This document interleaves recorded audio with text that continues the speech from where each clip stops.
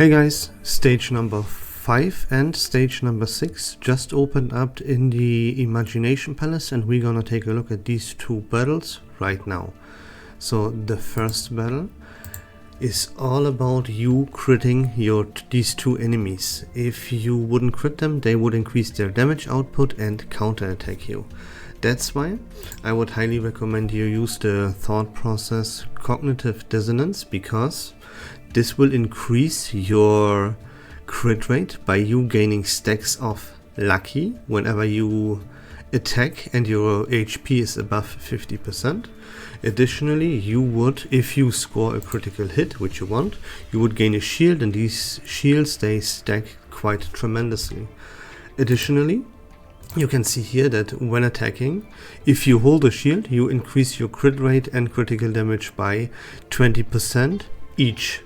And yeah, that's the best way to increase your crit rate and crit damage as much as possible, which would be best suited for this fight. So yeah, since I use Mrs. Bubble, she's also, I would highly recommend her for this fight, as well as another character called Mercuria. This is because, yeah, you apply a shield with Mrs. Bubble right away. You just saw me doing this, and I get the critical rate and critical damage bonus like from the get-go without me even scoring a crit. And Mercuria, of course, buffs your entire team's crit rate like no other character in this game would. It doesn't really matter who you focus of these two. You can focus down whoever you want first.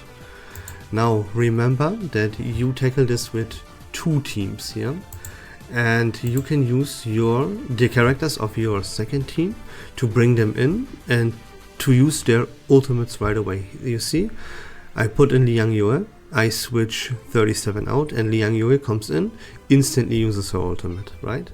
And yeah, that's all there is to say about this fight. Bring characters that increase your crit rate as much as possible, such as Mercuria, apply shields to your team through Mrs. Bubble, and otherwise just crit and use the correct thought process. And that's gonna be about it. We can move on to battle number 2.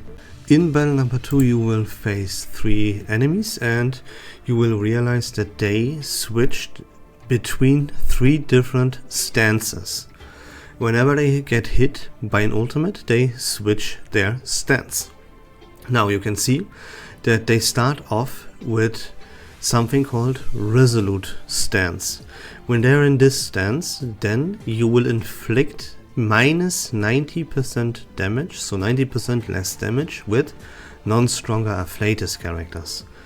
You will see your enemies are all from the Beast Afflatus, so bringing Mineral Afflatus characters is extremely beneficial and highly recommended.